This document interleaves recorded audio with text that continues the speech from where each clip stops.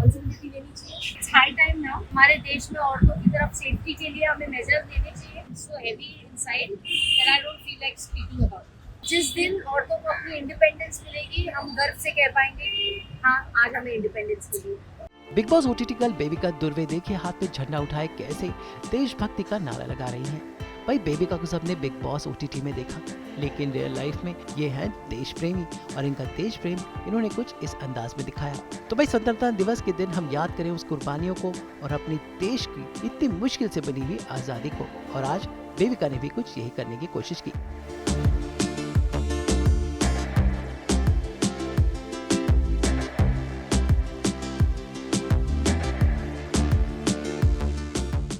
जब एक डॉक्टर 31 साल की डॉक्टर के साथ रेप और मर्डर का हादसा हुआ है, और मैं खुद एक पेशे से डॉक्टर हूँ, मैं आज भी प्रैक्टिस करती हूँ। और मेरा मानना ये है कि हमारे देश में औरतों की तरफ सेफ्टी के लिए हमें मेजर्स लेने चाहिए।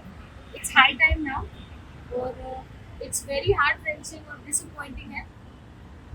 मैंने न्यूज़ में सुना कि उस हॉस्पिटल के जो डीन है उनको अगले दिन दूसरे हॉस्पिटल में जॉब मिल गई, उन्होंने रिजाइन कर दिया और वो निकल चुके हैं उस साइड से। ये कोई तरीका नहीं होता है। अथॉरिटीज़ को पूरा स्टैंड लेना चाहिए, अथॉरिटीज़ को रिस्पॉन्सिबिलिटी लेनी चाहिए। मैं खुद एक गवर्नमेंट हॉस्पिटल में काम करती थी as a dentist, maxillofacial department में। मैं नाइट ड्यूटी करती थी, मैं कोविड फ्रंट टाइम वर्क करती थी, और मुझे खुद को भी सेफ्टी महसूस नहीं होती थी।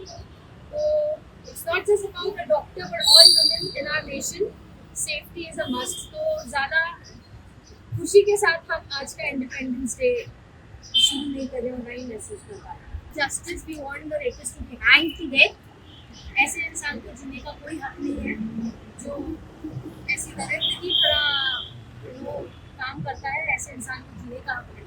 ज़्यादातर औरतें, यस भाई, औरतों की तरफ ही सेफ्टी और सिक्योरिटी का इशू आ रहा है। तो जिस दिन औरतों को अपनी इंडिपेंडेंस मिलेगी, हम गर्व से कह पाएंगे कि हाँ, आज हमें इंडिपेंडेंस मिली।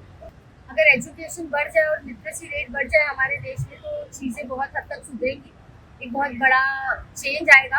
तो and mostly it's the northern India जहाँ लिटरेसी रेट कम है, सदर्न इंडिया में लिटरेसी अच्छी खासी है। तो we really need to focus on education. ज़्यादा से ज़्यादा लोगों को एटलीस्ट बेसिक एजुकेशन देना ज़रूरी है। तो it is one of the major reasons कि मैंने कहा हर साल इंडिपेंडेंस काफ़ी अच्छे से महसूस होता है, बट इस साल महसूस नहीं हो पा रहा है कि हम independent. And me being a doctor, it hits me more deeply because I've worked there, I've been there, I've seen it, and I've looked after myself. So it just feels very sad. मैं actually अपनी upcoming movie के लिए बात करना चाहती थी, but mood इतना drop off हो चुका है, इतना heart wrench हो चुका है, it's so saddening and so heavy inside that I don't feel like speaking about it. देखिए, मुझे एकता मैम ने कहा था, एकता कपूर मैम ने, कि अगर तुमसे जलने वाले या तुम्हारे दुश्मन बनने वाले लोग ना हो तो समझो तुम प्रगति नहीं कर रहे। यस, तो ये बहुत बड़ी बात है और एक बहुत बड़ी शख्सियत से मिली है मुझे। तो मैं उनकी की गई सीख को दिल से लगा के चलती हूँ। समझ जाइए, जिस दिन लोग आपसे जलने लगे, आपकी जिंदगी में कुछ अच्छा हो रहा है।